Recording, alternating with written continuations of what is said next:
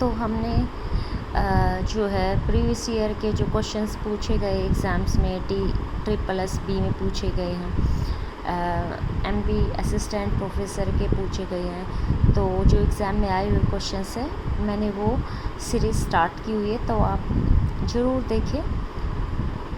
निम्न में से कौन सा वैदिक लेख पहली बार पुनर्जन्म के सिद्धांत की प्रमाणित व्याख्या देता है?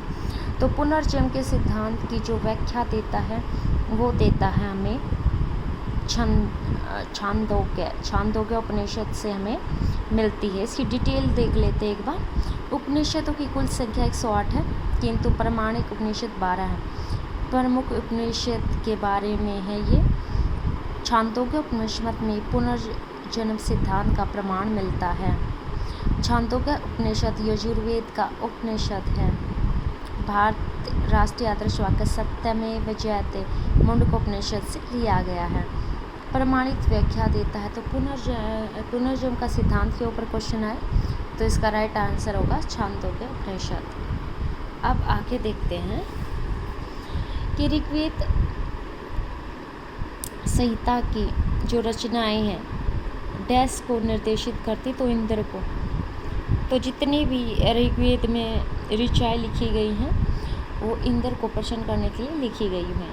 अगला क्वेश्चन है, कौन से वैदिक देवता का उल्लेख मोक्ष के लिए प्राप्त नहीं होता? इंद्र, मित्र, वरुण का तो प्राप्त होता है, मरुत का कोई वर्णन उसमें प्राप्त नहीं होता है। निम्न से देखिए ध्यान से, कौन सी शाखा सामवेद की नहीं है? तो कौशित्य की नहीं है, कौशित्य की ये ऋग्वेद की है। कोथुम, रागणे, जेमनी है, ये सभी सामवेद की शाखा हैं, जबकि ऐत्र और कौशित्य की ऋग्वेद की शाखा हैं। अगला क्वेश्चन देखिए, ध्यान से देखिए। संग्रहित को कोषाध्यक्ष कहते हैं। भागदूत को राजकर वसूल करने वाला अधिकारी होता था। पालागल दूत होता था और भावाता होता था संस्कृत शब्दकोश का शब्द। तो संस्कृत का शब्द था भावाता। पालागल दूत होता था और भागदूत राज्य वसूल करने वाले अधिकारी को कहते थे और संग्रहित कोषाध्यक्ष था। तो ये वैदिक काल में कुछ टर्म यूज़ होती थी अधिकारियों के लिए, उससे रिलेटेड है। The Arctic home in the Vedas के लेखक कौन है? तो इसके लेखक तिलक हैं।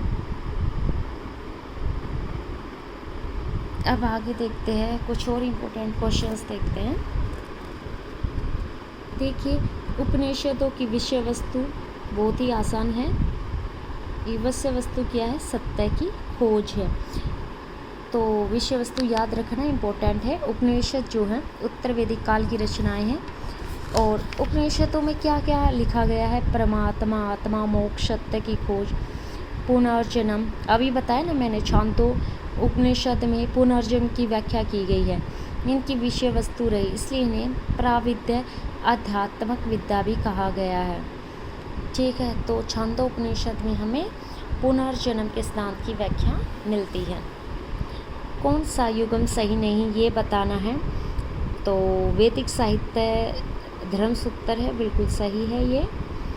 और पुराण मनवंतर है, ठीक है। बौद्ध साहित्य मंजूश्री, मूल्यकल्प, पाणिनि का जो ग्रंथ है वो अष्टाध्यायी है, तो यही यहाँ पे गलत हो जाता है।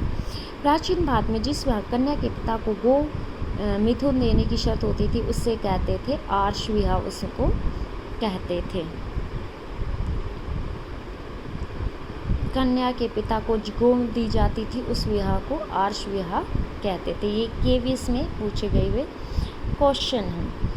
मिताक्षरा के अनुसार पुत्र को पैतृक संपत्ति का अधिकार होता है। मित्राक्षा कहता है कि पुत्र के जन्म लेते ही वह पिता की संपत्ति का अधिकारी हो जाता है, जन्म देते ही। तो महत्वपूर्ण क्वेश्चन से कुछ और देख लेते हैं। महत्वपूर्ण, ऋग्वेद का ब्राह्मण तैत्तिरीय है, यजु का कौशिकी की ब्राह्मण है, सामवेद का गोपथ है और अथर्व का नहीं, इसका सही मिलान करना है। और तो ये इसकी सही व्याख्या देख लीजिए।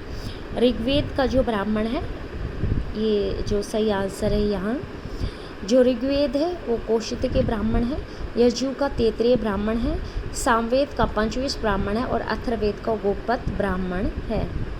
तो इम्पोर्टेंट क्वेश्चन यूजीसी नेट में, केवीएस में, एनवीएस में, DSSB में ये क्वेश्चंस बहुत आते हैं कि कौन सा ब्राह्मण किस वेद का। तो याद रखना, ऋग्वेद का कौशितकी, यजु का तैत्तिरीय, साम का पंचविश, अथ का गोपथ है। जब बार बार आप इन क्वेश्चंस को दोहराएंगे तो आपको ये क्वेश्चन सारे अच्छे से याद हो जाएंगे। वेदों से संबंधित कथनों पर विचार कीजिए। देखो, सबसे प्राचीन ऋग्वेद है, बिल्कुल सही बात है। सामवेद पाली में लिखे नहीं गए हैं, क्योंकि ये जो सामवेद है ये भी हमें सभी जो वेद है संस्कृत भाषा में लिखे गए हैं, तो ये क्वेश्चंस गलत हो जाता है। क्योंकि जो ऋग्वेद है वे प्राचीन वैदिक संस्कृत में लिखे गए हैं, सभी वेद वैदिक संस्कृत में, पाली में कोई नहीं लिखा गया। तो बहुत ही आसान सा क्वेश्चंस था ये, और एग्ज़ाम में पूछा गया है। स्टूडेंट्स, वीडियो को लाइक कर दीजिए, सब्सक्राइब कर दीजिए। जब मेरे 50 सब्सक्राइबर्स हो जाएंगे तो मैं आपको लाइव क्लासेस पर आपके डाउट ले सकती हूँ, आपको और अच्छे से पढ़ा सकती हूँ। तो हेल्प करिए मेरे 50 सब्सक्राइबर करने में। सब्सक्राइब कीजिए, वीडियो को शेयर कीजिए। Thank you all of you for watching this video.